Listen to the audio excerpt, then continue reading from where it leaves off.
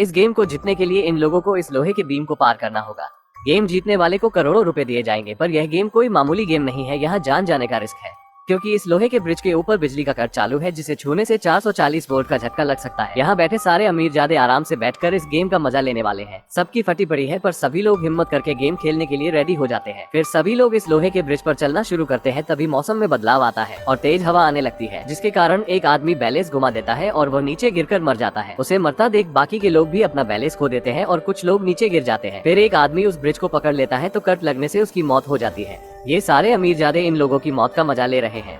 अब बस ब्रिज के ऊपर ये 3 लोग ही बचे हैं। तब बारिश शुरू हो जाती है। तब यह आदमी काइजी से कहता है कि भैया मुझसे ना हो पाएगा, मेरा कार्ड रख लो और यह पैसे मेरी बेटी तक पहुंचा देना। और फिर वह आदमी ब्रिज से गिर जाता है। फिर काइजी और सहारा दोनों बड़ी मुश्किल से इस ब्रिज को पार करके दूसरे बिल्डिंग पर पहुंचते हैं और अपनी जीत का जश्न मनाते हैं। अंदर जाते समय दरवाजा खोलते हैं तो सहारा को धक्का लग जाता है और वह नीचे गिरकर मर जाता है।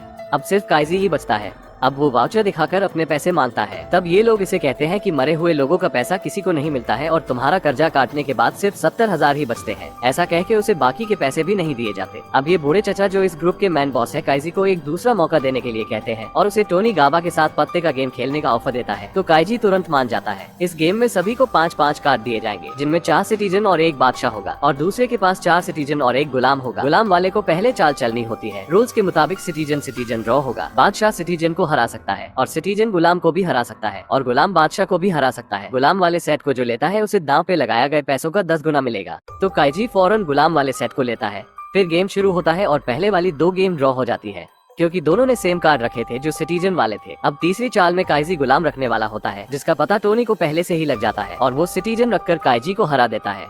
काइजी हैरान रह जाता है कि आखिरकार टोनी को पता कैसे चला कि वो कौन सी चाल चलने वाला है। तब टोनी उसे कहता है कि वो इस गेम का माहिर है और उसे सब पता चलता है। अब ये बूढ़े चचा टोनी से कहते हैं कि बकवास बंद कर और एक और गेम शुरू कर, और फिर बुढ़ा काइजी को 4 मिलियन का लोन देता है। फिर अगला गेम शुरू होता है, पर टोनी गाबा काइजी को फिर से हरा देता है। अब काइजी फिर से कर्जदार बन चुका है, पर काइजी को समझ में नहीं आ रहा था कि आखिरकार टोनी को कार्ड के बारे में पता कैसे चलता था। तब उसे ख्याल आता है कि उसके कंधे पर चिप लगी हुई है, जिसकी मदद से टोनी काइजी की हर बीट उसकी घड़ी में देख लेता था, जो चाल चलने के टाइम बदलती रहती थी। और टोनी पता लगा लेता था कि काइजी कौन सा पत्ता फेंकने वाला है। ये बात काइजी समझ चुका था, इसलिए वो इंडो से 50 मिलियन उधार लेता है और गेम को दोबारा खेलने जाता है। पर गेम शुरू होने से पहले काइजी अपने सर को आईने में पटक देता है, जिससे उसकी धड़कन तेज हो जाती है। इसके कारण अब टोनी गाबा चीटिंग नहीं कर पाएगा।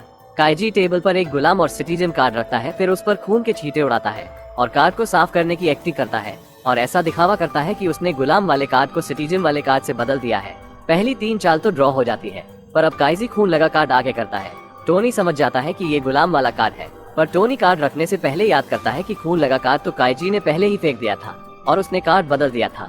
ऐसे टोनी काइजी की चाल समझ लेता है और बादशाह वाला कार्ड आगे रखता है और अपनी जीत का जश्न मनाने लगता है। पर काइजी जैसे ही कार्ड शो करता है, सारी गेम ही पलट जाती है, क्योंकि वो गुलाम वाला कार्ड ही था और बादशाह पर गुलाम भारी। असल में काइजी ने सिर्फ कार्ड बदलने की एक्टिंग की थी, पर कार्ड को बदला नहीं था और काइजी 500 मिलियन जीतकर वहाँ से चला जाता है और इंडो के साथ अपनी जीत का जश्न मनाता है। पर काइजी अपना ड्रिंक लेता है, तभी वो बेहोश हो जाता है, क्योंकि इंडो ने ड्रिंक में बेहोशी की दवाई पहले ही मिला दी थी और सारे पैसे लेकर वहाँ से रफू चक्कर हो जाती है। काइजी को जब होश आता है तो उसे अपनी जेब से एक चिट्ठी मिलती है, जिसमें लिखा है कि ब्याज काटने के बाद 28 लाख बचता है, वो उसको दिए गए हैं। काइजी ये सारे पैसे गिल्डा की बेटी को भेज देता है, जैसा कि उसने वादा किया था। उसके बाद काइजी के पास कुछ भी नहीं बचता और फिर से काइजी कंगाल फतेहाल हो जाता है, पर वो खुश था क्योंकि अब उसके ऊपर कोई कर्ज नहीं था।